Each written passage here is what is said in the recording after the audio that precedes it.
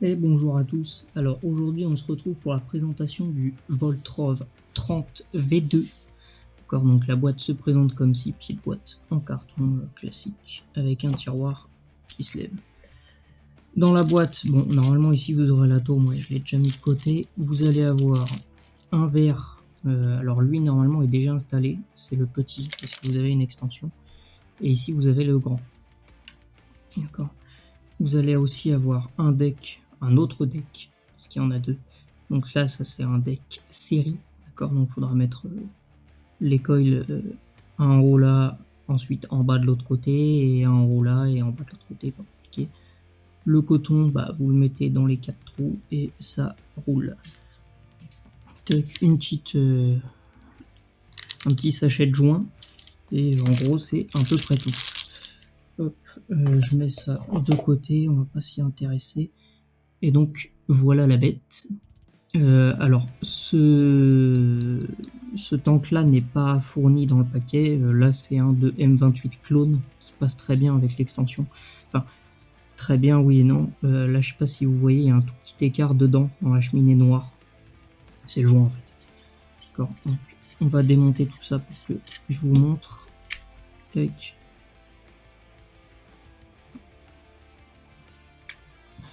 Alors, comment fonctionne l'atto? Donc déjà, c'est un atto de 30 mm de diamètre. D'accord. Airflow réglable, juste là. D'accord. Qui tourne très bien. Bon, pensez à les joycer quand vous allez le recevoir. Moi, c'est déjà fait. Ensuite, il y aura... Hop, là, on va le voir. Ici, là, ce sera la bague de juice flow. Ici, on voit que le point est là et le loquet est là. Donc là, il est fermé. Et si je viens, hop, là, il est ouvert. D'accord, parce que le loquet n'est pas sur le point. Et voilà. Ensuite, alors au niveau de la conception, c'est un atto qui ressemble beaucoup au Aromamizer de chez Steamcraft. Que ce soit sur l'airflow, la bague ici et la partie que je vais vous montrer au niveau du deck. Je pense que certains l'ont déjà deviné.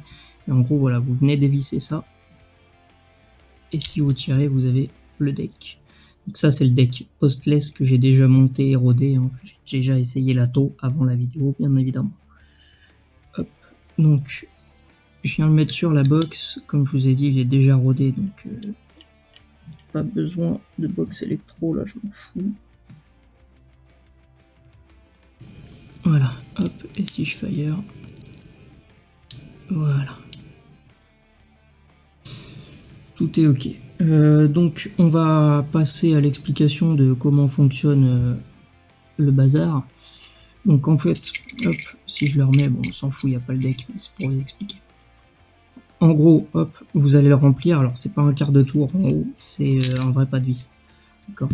Donc, une fois que vous allez avoir fait votre cotonnage, pensez à bien, avant de le remplir, fermer. D'accord. Là, il est fermé, mais ouais, avec le reflet, si on voit quand même. Là, il est fermé, donc je peux remplir. Une fois que c'est rempli et que le top cap est fermé, vous allez pouvoir ouvrir votre juice flow. D'accord.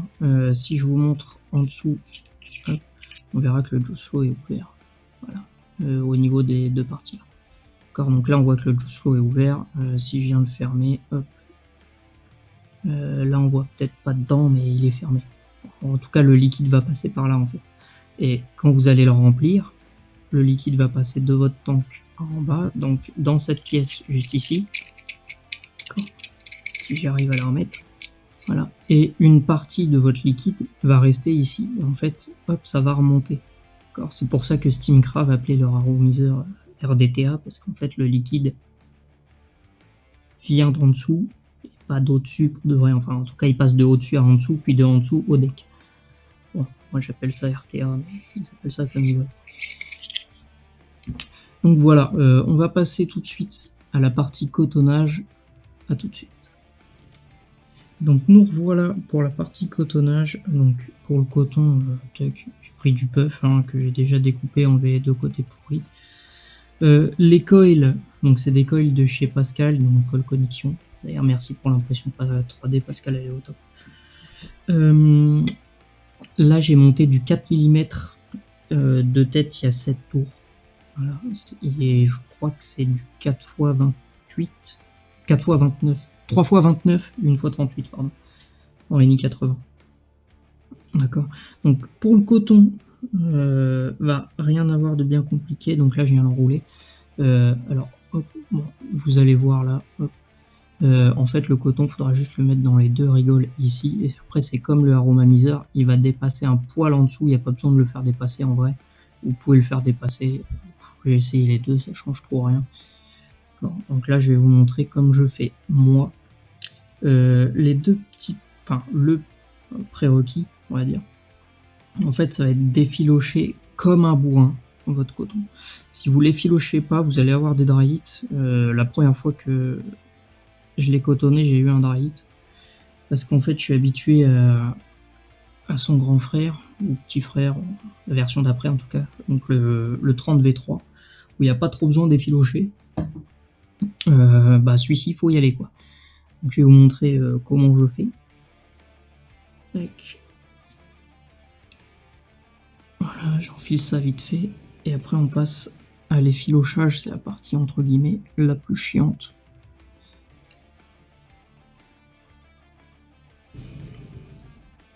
Hop, voilà. D'accord. Et donc là, je viens effilocher comme un cochon. Pour que ça wick bien après. Ok, on n'oublie pas de faire en dessous aussi. Voilà. Donc ouais, là vous voyez, hein, j'enlève une sacrée quantité de coton.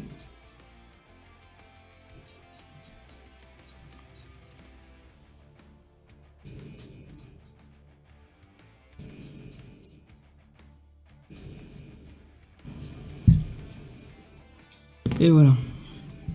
Hop, ciseaux. Au niveau de la taille de la coupe, honnêtement, vous faites juste ça. Et vous voyez à peu près pour que ça aille au niveau du joint du plateau qui est noir. D'accord. Donc hop, voilà.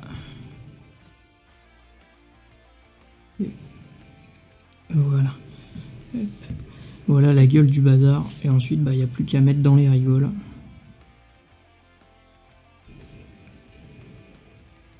Voilà. Si vous avez bien effiloché, honnêtement, vous avez largement la place. Moi là, il me paraît juste bien. La dernière fois que j'ai utilisé, je l'ai un peu plus effiloché. Hop. Mais là, ce sera nickel, je pense.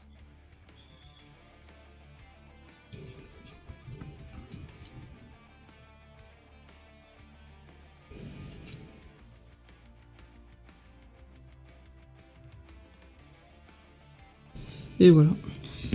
D'accord. Et donc si on regarde en dessous, vous voyez que ça dépasse un poil sur ce côté-là. Je sais pas si on verra bien. Ça dépasse un poil, pas grand-chose. Et l'autre, c'est juste à fleur. Donc, ce sera très bien. Donc, je vais wicker tout ça, je le remonte. Et on se retrouve tout de suite. Et donc voilà, je l'ai jouissé. Alors pour le remonter, en gros, sur le plateau, vous n'allez pas les voir. Si. Là, vous voyez de ce côté-là, il y a une petite encoche. Et en fait, si vous regardez sur cette partie-là, hop, voilà, il y a des encoches là, dans mon doigt. Et derrière, là, pareil. C'est pas très évident en regardant la cam. Il faudra juste les faire matcher quand vous allez revisser l'ensemble. Voilà. Et après, vous pouvez dévisser, en fait, l'ensemble comme ceci. Donc, je vais vous montrer ce qu'il faut faire pour vraiment éviter les problèmes de fuite sur ce tato-là. C'est juste, on va dire, des problèmes de mal utilisation, on va dire. D'accord, donc là, il est bien clipsé.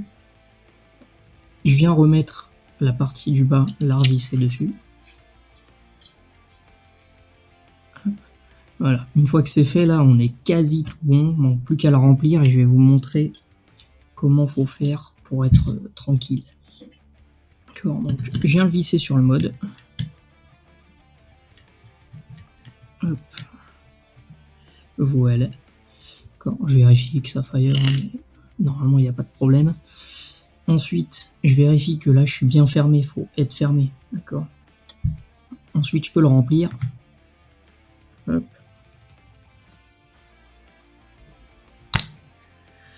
Voilà.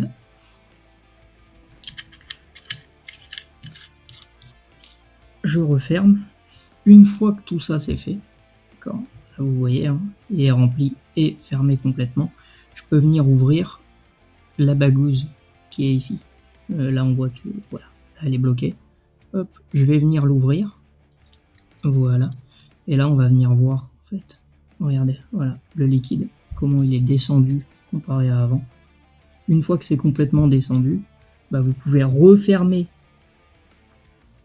la bagouze. Hop. Voilà. Alors excusez-moi parce que en fait le fait de le pencher pendant que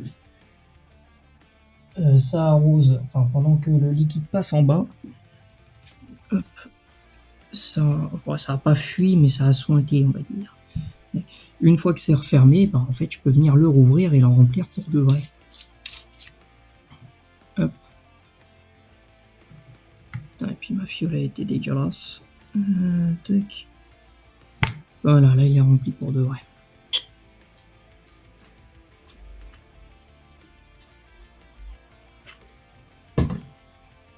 Bon, je vais le refermer avant de tout nettoyer.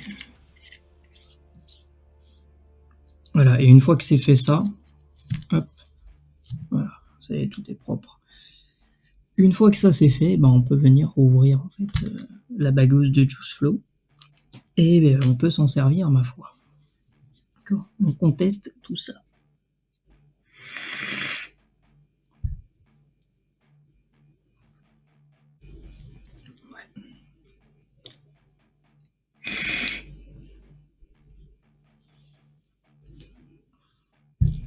Alors, qu'est-ce que j'en pense de ce 30 V2 comparé à hop, le 30 V3 qui est là. Alors, les 30 V3, j'en ai deux pour l'instant.